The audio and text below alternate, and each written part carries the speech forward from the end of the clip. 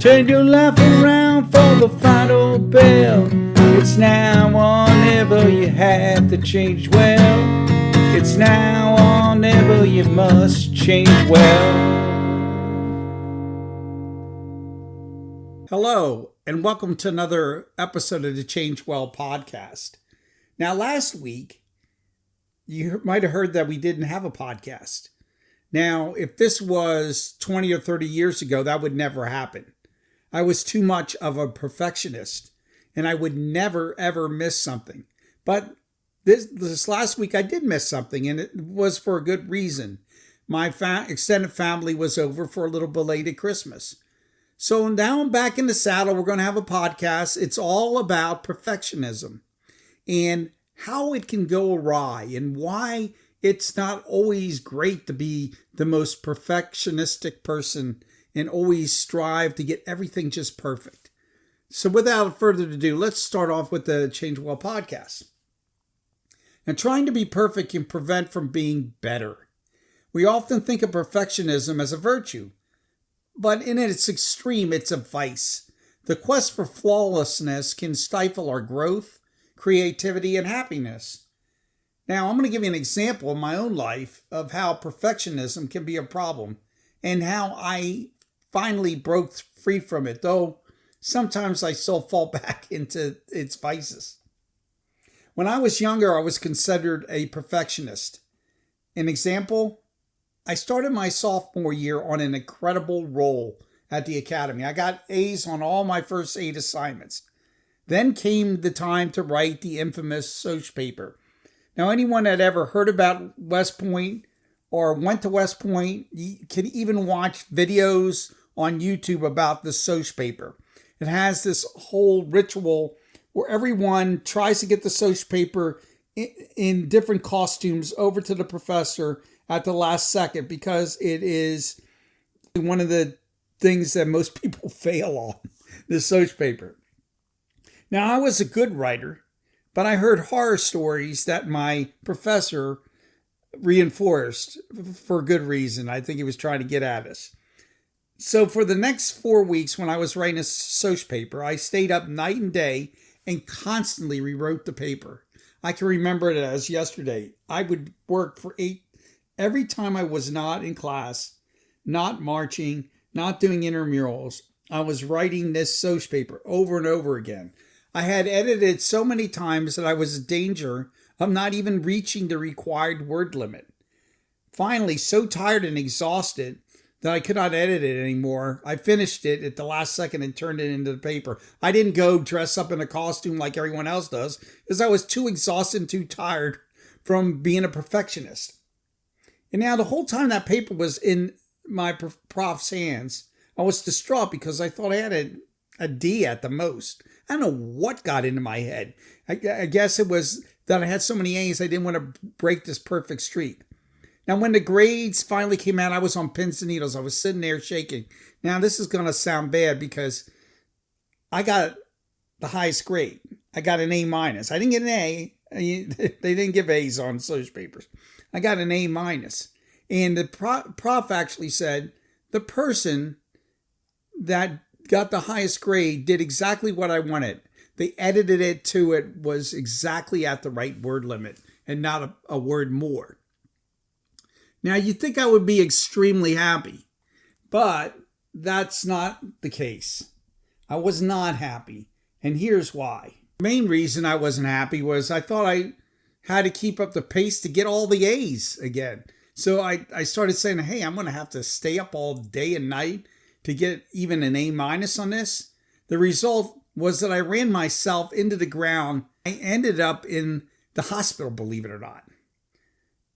Now, the doctors realized that I was in there for exhaustion. So they sent in a counselor to get me off this destructive path. The counselor convinced me that I was being too hard on myself.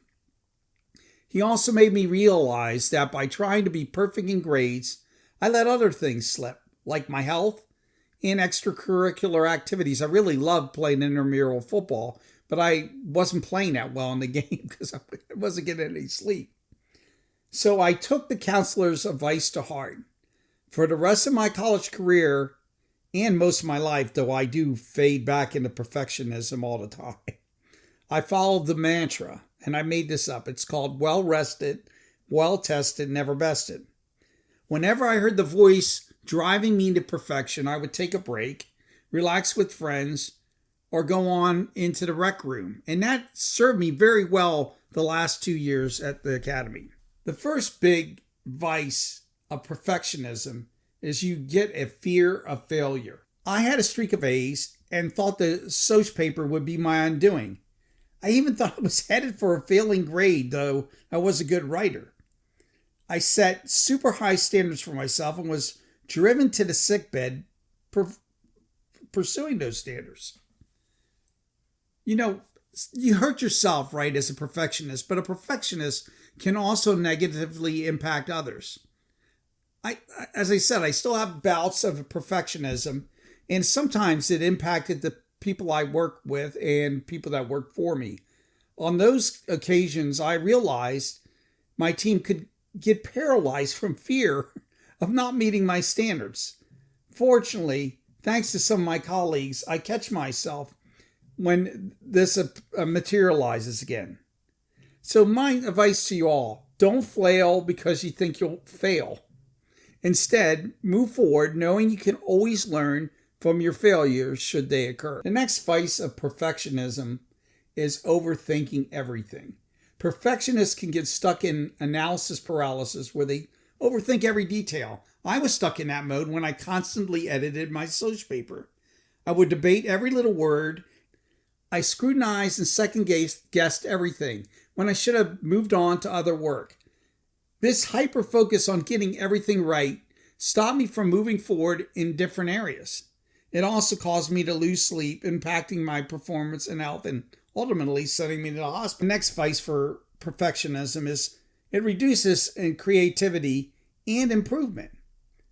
Creativity only flourishes when mistakes are seen as learning opportunities, not failures. Perfectionism also slows improvement since you bypass the lesson to try one more tweak to achieve perfection. I learned something instead of stopping there and trying to understand what I just learned from my mistake. I keep trying to push through and being more perfect. You hinder innovation and personal growth when you don't take the time to acknowledge and learn from your mistakes. My bout with perfectionism was born of unrealistic expectations. Anyone who thinks they can get through West Point with all A's is asking to go to the hospital. Unrealistic expectations can sneak up on you unexpectedly. You need to be careful when you are on a roll. Good times, cannot go on forever. You will always hit some roadblocks. If you get stuck for a bit, that means you're human. Perfectionists also set unrealistic expectations for others. These impossible standards can lead to chronic dissatisfaction and your team just tuning you out.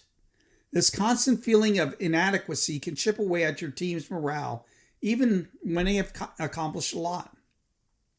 And the last thing that's related to all these is burnout. Chasing perfection relentlessly leads to burnout, sick days, and people in the hospital. My striving for a perfect social paper drained my mental, emotional, and physical energy. I ended up exhausted and stressed out. It also strained my relationship with my roommate, who didn't understand why I had to keep rewriting my paper instead of turning out the light or going out to Ike Hall with him. I just wouldn't rest, and I was causing disruption in his life. Now we know the vices, but how do you break free from this perfection mindset? So here's the way to get over yourself and over perfectionism. First, accept imperfection. Accept your mistakes and failures and understand they're part of the learning process. You learn the most from your mistakes. When you're successful, you often miss the problem that could catch you the next time when you make it. Also, you miss the small victories that accumulate when you're only satisfied with perfection. By acknowledging that perfection is unattainable, you can see your progress, celebrate it, and improve upon it by accepting and analyzing your flaws. The next thing is to set realistic goals. And that's the best cure. have realistic intermediate goals, breaking down larger tasks into smaller, manageable steps. This makes the process less overwhelming and allows incremental progress while providing time to adjust courses when obstacles occur. I adopted this approach with my aforementioned strategy of well-rested, well-tested, never bested. I broke up my homework into small, manageable chunks each week and time-boxed each task. This way I acknowledged small successes daily and celebrated by relaxing with friends when I was done. Related to that is you got to prioritize and focus your tasks. Now, we just did a blog on this. I did not do a podcast on it, but I did do a blog. It was called Be Intentional to Meet Your Goals. On this last blog, I gave some tips born from recent experience on prioritizing and being intentional with your goals. Learning to prioritize tasks based on their importance and impact on your purpose and mission is very important. By distinguishing between high priority and less critical tasks, you can avoid unnecessary wasting of time. You don't get stressed out on something that isn't going to give you meaningful results. The worst distraction is striving for perfection on a goal that does not advance your mission. The last thing that helps you not to be a perfectionist is do not be so hard on yourself. I'm terrible at being hard on myself. I tend to beat myself up on every that I do on this. I have to edit it for a while on these podcasts. Now, the way I confront this tendency is by practicing self-compassion, mindfulness, and gratitude. Each evening, I've talked about this before, I reflect and record in my gratitude journal 3 things I'm thankful for, 3 items of success. But what I never said is I also record 2 lessons I learned during the day. Basically, I'm reveling in my imperfection by writing down what I learned from my mistakes. In conclusion, perfectionism is an obstacle to self-improvement and happiness. By understanding its dangers and adopting strategies to overcome its vices, I have been able to tame my perfectionist nature. You can too. Be well-rested, well-tested, and never bested by embracing imperfection and seeing failures as a path to improvement. And until next time, let's keep improving. Don't be perfect. Be good. Be better. And change well. And until next time, change well.